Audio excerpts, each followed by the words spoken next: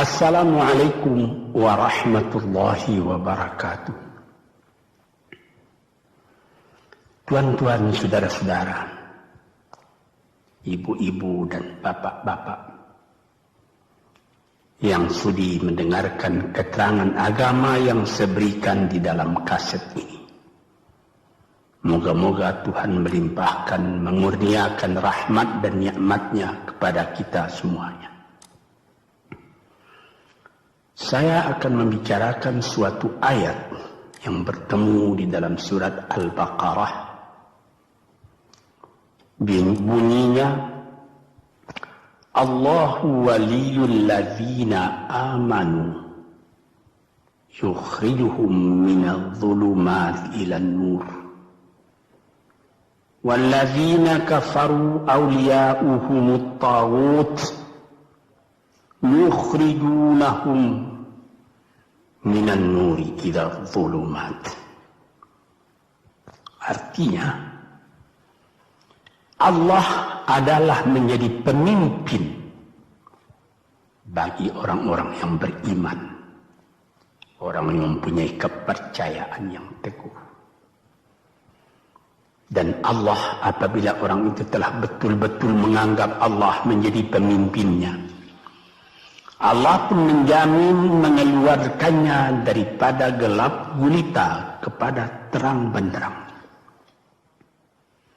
Gelap gulita kebodohan kepada kecerdasan. Gelap gulita kehidupan tak tentu arah kepada tujuan yang sejati. Sebaliknya, orang yang kafir yang tidak percaya kepada Allah, maka sebaliknya yang terjadi, daripada terang benderang dia akan dipimpin oleh taghut, oleh kekuasaan-kekuasaan yang bukan bersandar kepada Allah. Yang demikianlah yang akan mengeluarkannya daripada terang benderang kembali ke dalam gelap gulita. Oleh sebab itu, rohani manusia itu adalah melalui di antara gelap dan terang kehidupan itu, di antara terang dan gelap kehidupan. Kalau sekiranya jasmani kita, kalau sekiranya badan kita yang lahir ini diberi cahaya oleh matahari yang terbit di waktu pagi, yang terbenam di waktu sore, rohani kita pun diberi juga terang oleh suatu yang lebih terang dari matahari, yaitu petunjuk dan hidayat Tuhan. Di dalam Al-Quran, Tuhan memberikan bujukan, memberikan jiwa besar kepada orang-orang yang beriman itu. Tuhan bersabda, La tahinu wa la tahzanu wa antumul a'launa in kuntum mu'minin. Engkau ini adalah orang yang tinggi kalau engkau tetap memegang kepercayaan kepada Allah Subhanahu wa ta'ala. Di dalam perjuangan hidup di dunia ini, perjuangan antara yang hak dengan yang batil, antara gelap dengan terang, antara keyakinan dan keraguan, manusia berjalan di sekitar itu. Di kiri dan di kanan kita berjumpalah gelap dan terang itu. Maka diberilah pedoman manusia tadi. Apa pedoman?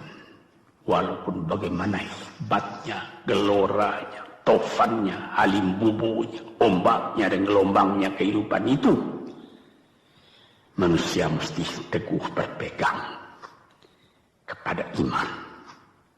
Sebab kehidupan di dunia itu menurut peraturannya ialah tidak ada yang tetap. Yang tetap itu ialah berubah. Berubah itulah ketetapan yang ada dalam dunia. Panas sangat terik, benar, nanti akan hujan. Hujan sangat lebat, benar, nanti akan panas. Di suatu tempat terjadi hujan yang lebat, berhari-hari timbul banjir. Ya, banjir itu tidak tiap hari, nanti dia kering lagi. Di laut pun demikian pula. Ada pasang naik, tergenang ke atas. Besok pagi air itu sudah kering lagi, surut pasang. Begitulah kehidupan di dunia itu. Itu harus kita yakini supaya kita jangan terombang-ambing dalam kehidupan itu. Kalau kita sudah mulai terombang-ambing, tahu-tahu walaupun bagaimana terangnya hari, gelap timbul dalam jiwa kita sendiri. Walaupun panas terik, kita berhujan. Hujan oleh keringat kita sendiri. Jadi yang penting di sini menjaga hati itu. Sampai Rasulullah Nabi kita Muhammad SAW, inna fil jasadi mudghatan, di dalam tubuh manusia itu ada suatu bekuan darah. Idza salahat salahal jasadu kulluhu wa idza fasadat fasadal jasadu kulluhu. Kalau ini segumpal daging baik, seluruh badan jadi baik. Kalau dia rusak, seluruh badan jadi rusak. Apakah itu? Hati. Hati. Kendali terletak dalam hati kita. Hati artinya penuh. Bukan saja berarti pada daging, tapi pada hati dari hati, isi dari hati, atau juga akal kita.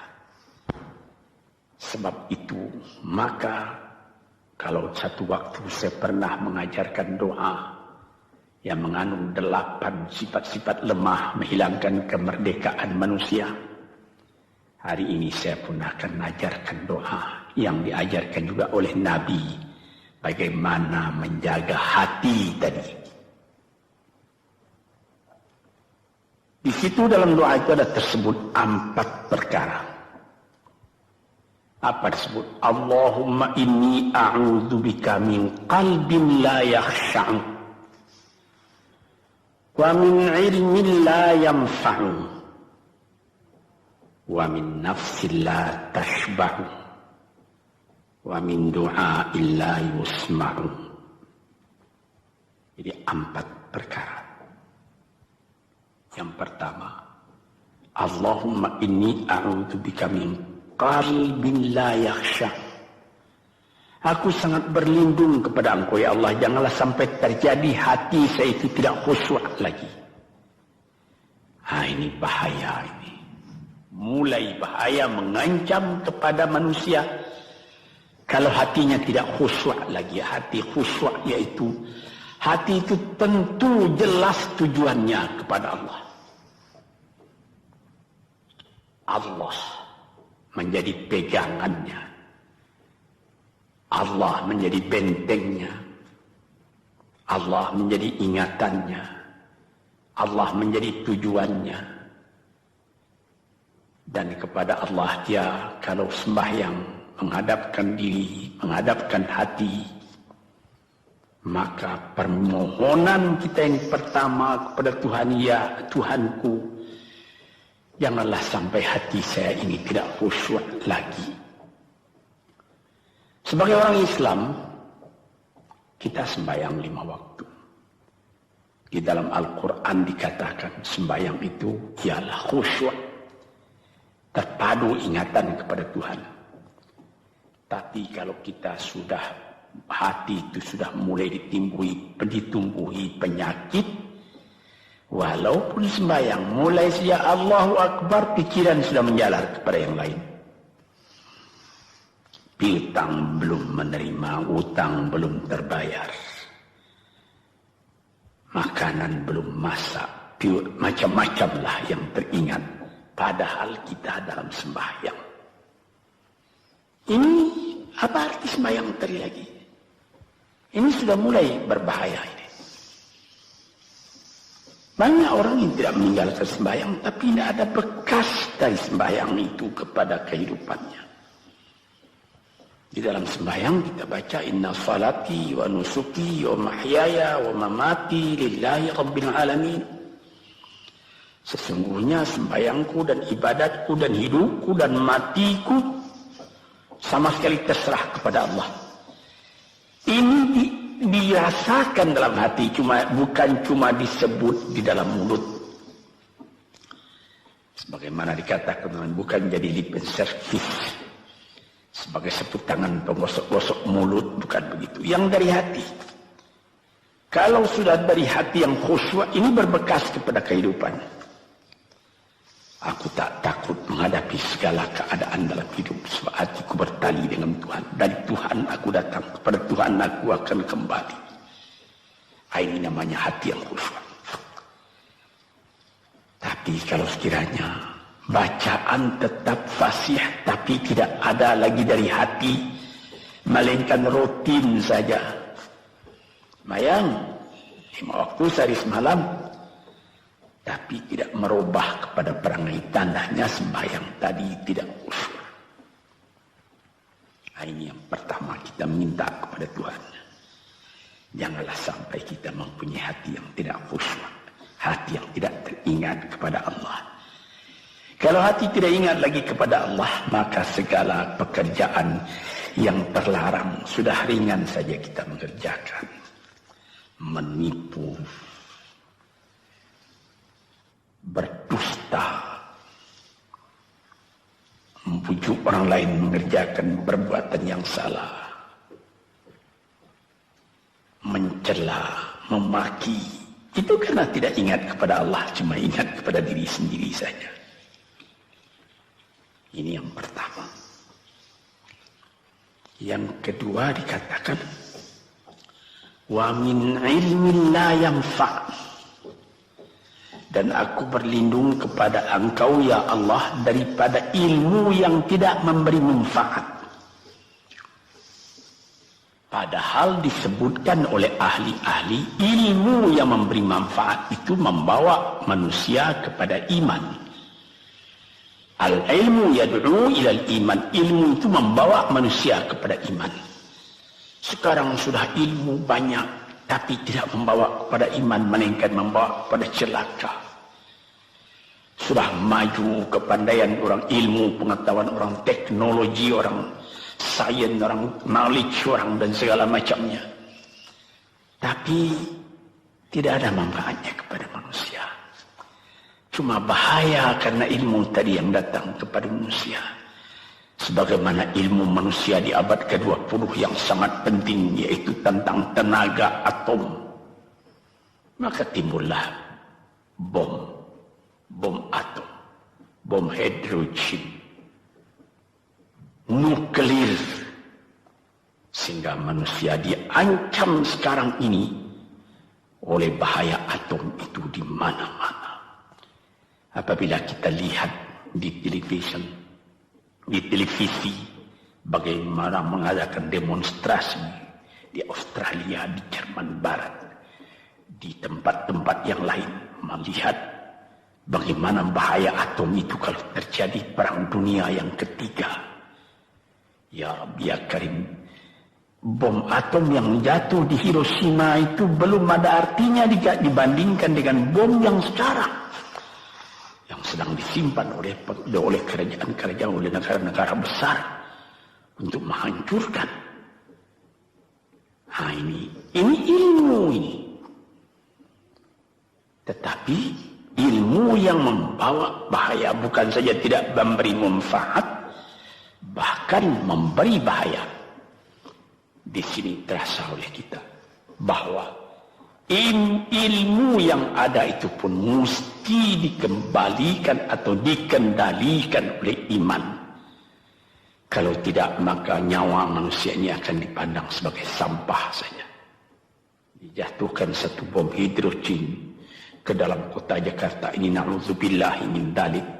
Umpamanya dimasukkan ke kota Jakarta ini satu bom hidrogen saja, itu sudah habis penduduk Jakarta yang lebih dari 5 juta ini. La haula wala quwata illa billah. Ini minta kepada Tuhan, ya Allah, majulah ilmu manusia, majulah teknologi manusia, tetapi jangan hendaknya kemajuan itu membawa kepada bahaya. Jangan ilmu pengetahuan itu membawa kepada yang tidak memberi manfaat. Nah, ini doa yang kedua kepada Allah Tuhan sarwa sekalian alam.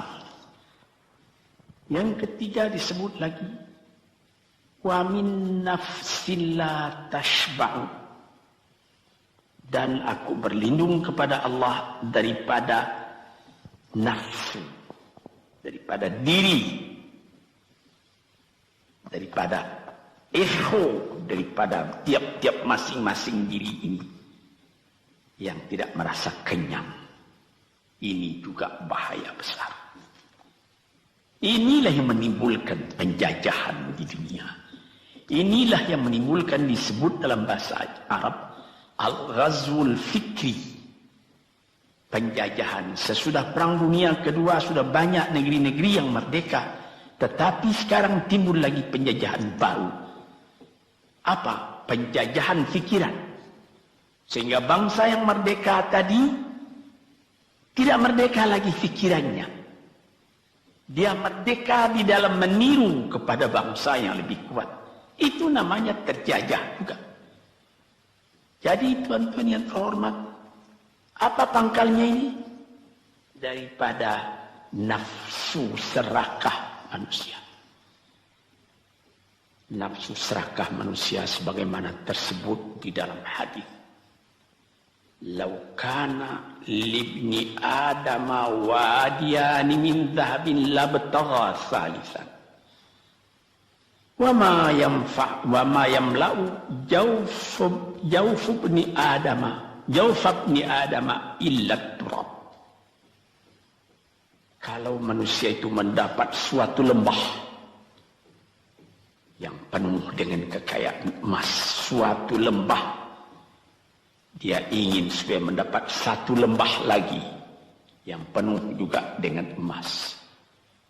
Dapat 2 lembah, dia minta 3 lembah lagi yang penuh dengan iman. Nafsu manusia tidak pernah kenyang.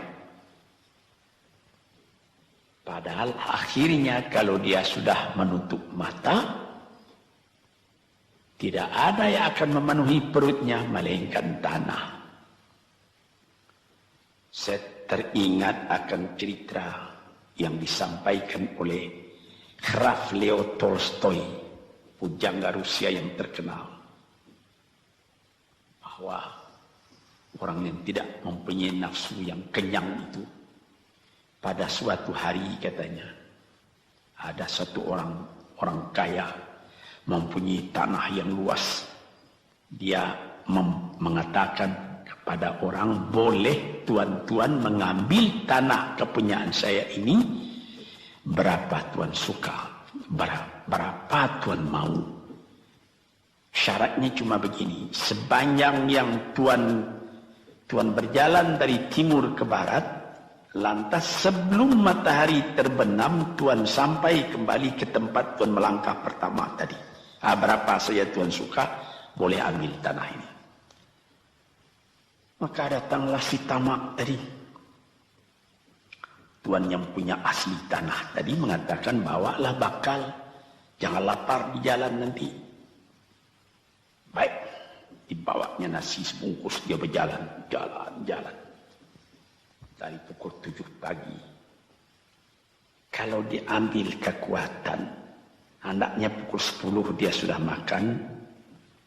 Melangkah lagi beberapa ratus meter atau sekian, nanti boleh kekuatan buat kembali. Sehingga sebelum matahari terbenam, dia sudah sampai ke tempat dia menuju bermula. Tetapi ini orang bernafsu betul, dia minta supaya banyak tanah yang didapatnya. Dibawanya nasi sebungkus, tapi dia tidak jalan, di tengah jalan tak berhenti, kan nanti berapa meter itu nanti kalau saya berhenti, tanah yang kurang buat saya. Dia terus berjalan. Dia tidak ingat bahwa kekuatan masa pergi yang lebih cepat dengan kekuatan masa pulang yang lambat itu dia tidak taksir. Dia berjalan saja cepat-cepat. Sudah pukul 1 hari, sudah jauh perjalanan. Lantas nanti kembali. Kelemahan badan, kondisi dan suatu situasi tidak sama lagi. Tidak secepat dia pergi dahulu lagi dia pulang kembali. Maka bukan pukul 7 dia sampai. Atau pukul 5 sore tadi dia sampai ke tempat dia berjalan bermula. Karena dia jalannya sudah lunglai. Kaki sudah penat, badan sudah letih. Kira-kira baru pukul 2 dia tidak dapat berjalan lagi karena sudah lapar. Dia coba makan sedikit pun tidak bisa lagi seenak makan yang tadi. Habis makan pun dia berjalan lagi. Pukul 3 dia terhenti. Jauh lagi baru sampai tempat yang pertama. Menurut syarat yang diberikan oleh mempunyai tanah yang pertama, kalau engkau tidak sampai ke tempatmu yang pertama tadi sorenya, tanah ini tidak engkau dapat lagi semua. Memang tidak sampai dia. Pukul 4 dia sudah berhenti berjalan, tidak kuat lagi. Mata sudah gelap.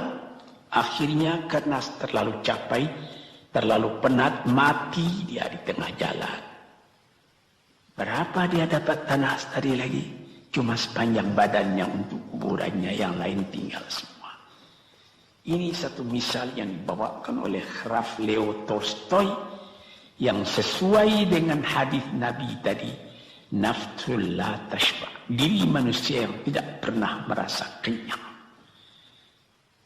Kita berkehendak tidak berbatas, tapi tenaga kita sendiri berbatas.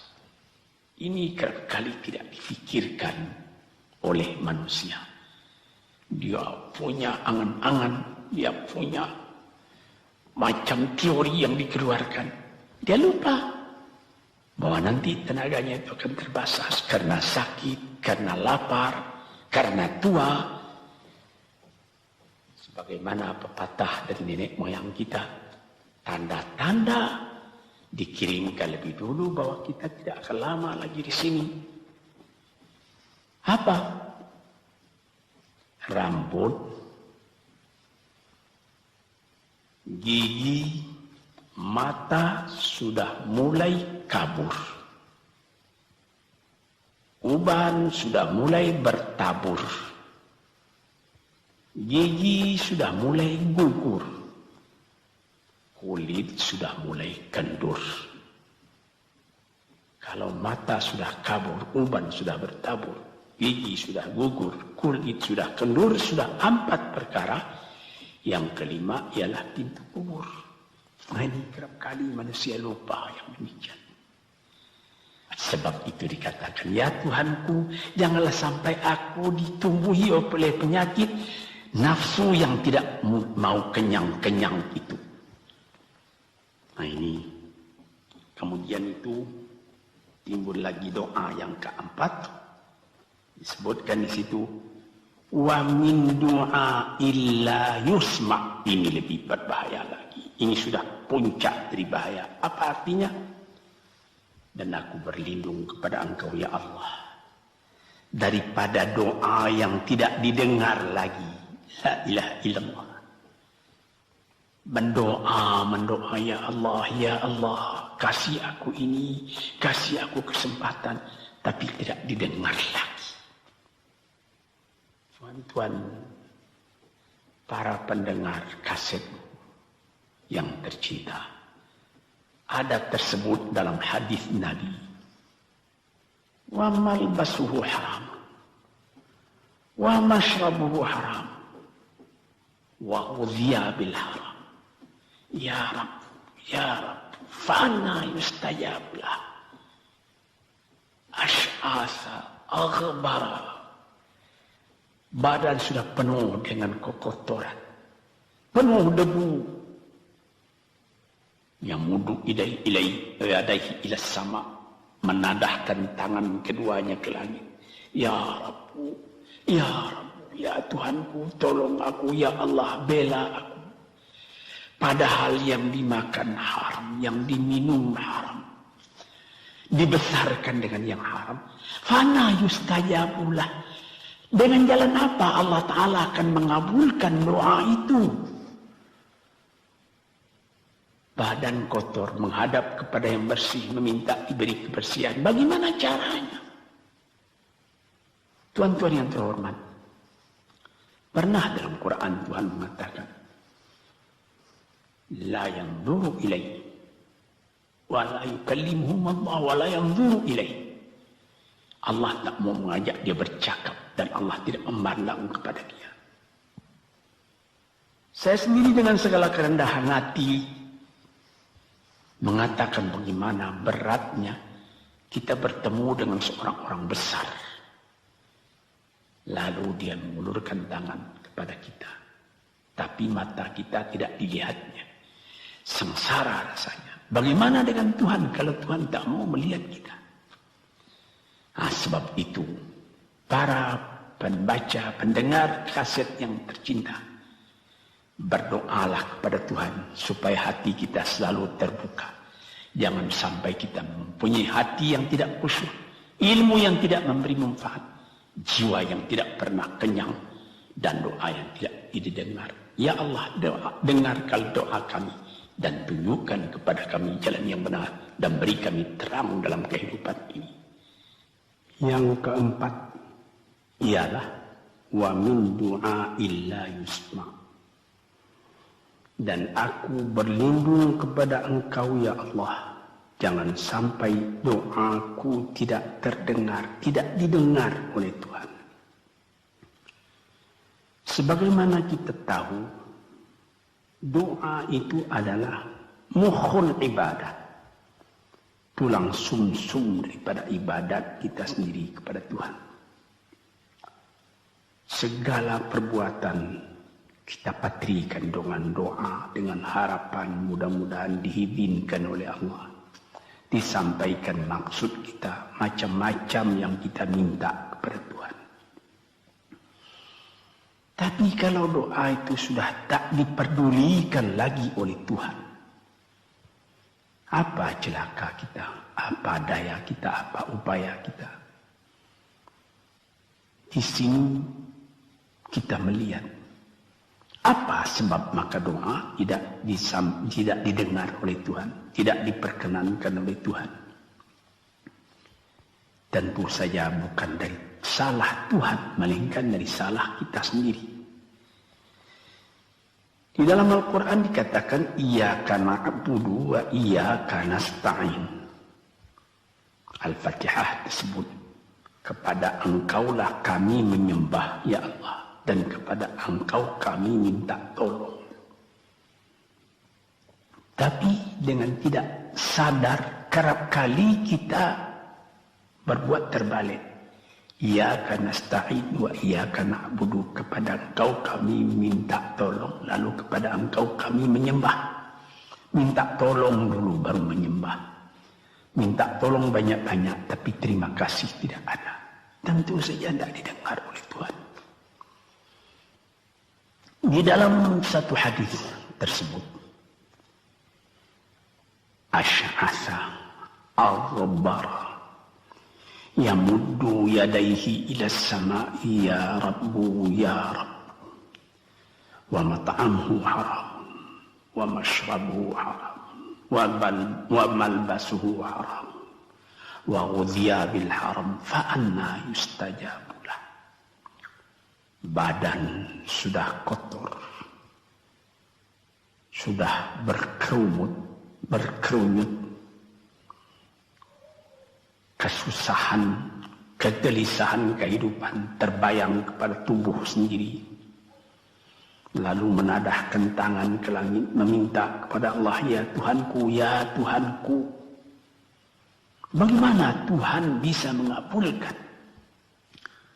Dengan pikiran yang kotor engkau menghadap kepada Tuhan. Kalau tidak terkabul, jangan Tuhan yang disalahi. Hatimu sendirilah salah. Apa yang kau perbuat dalam kehidupan ini? Di mana terdesak engkau ingat kepada Tuhan. Di zaman kesenangan engkau lupakan Tuhan. Di dalam mendapat percobaan engkau merengek mengadu kepada Tuhan. Jiwa yang seperti ini janganlah sampai timbul pada diri kita sendiri. Saya sudah mengalami apabila saya berhadapan-hadapan dengan orang besar, saya ingin dia menghadapkan matanya kepada saya. Apa kabar saudara? Kabar baik. Dia lihat mata saya lihat mata dia. Tapi kalau ketika dia bersalam dengan saya, dia melihat kepada orang lain, bukan main sakit hati saya. Apa salah saya maka dia begitu? Mengapa tidak saya yang dipandang? Sedangkan dengan sesama manusia lagi begitu perasaan kita. Bagaimana dengan Tuhan? La yanzuru ilaihim wa la yukallimuhum. Allah tidak memandang sebelah mata kepada Allah, kepada kita. Allah tak mau cakap, tidak mau bercakap dengan kita sepatah pun. Langit mana tempat kita bernaung, bumi mana tempat kita berpijak kalau sudah demikian keadaannya. Nah, ini yang dijaga tuan-tuan yang terhormat dalam doa keempatnya itu. Hati janganlah sampai tidak khusyuk, ilmu janganlah sampai tidak memberi manfaat. Nafsu janganlah sampai tidak kenyang, dan doa janganlah sampai tidak didengar. Saudara-saudara, moga-moga Allah memberikan kepada kita hati yang terang. Sebagaimana ayat yang mula-mula saya sebut tadi, Allahu waliyul ladzina amanu yukhrijuhum minadh-dhulumati ilan nur. Allah lah jadi pemimpin bagi orang yang beriman, sehingga dari gelap gulita dibawa dia oleh Tuhan kepada terang benderang. Walladzina kafaru, tetapi orang-orang yang sudah tidak ada kepercayaannya kepada Tuhan, auliya'uhumut taghut, yang menjadi pemimpinnya bukan Tuhan tapi setan. Dia akan membawa orang itu daripada terang benderang ke dalam gelap gulita. Kita jadi meraba-raba dalam gelap kehidupan. Dalam meraba-raba itu masih ragu entah kemana akan pergi. Maut pun datang. Gelap selalu. Di dunia gelap, di akhirat pun gelap. Na'udzubillahi min dzalik. Hadirin yang terhormat, para peminat kaset ini, moga-moga semuanya ini menjadi kenang-kenangan kepada Tuhan di dalam perjalanan yang jauh, di dalam keistirahatan hidup, sehingga mendapat ketetapan hati dan tumak-ninah. Assalamualaikum warahmatullahi wabarakatuh.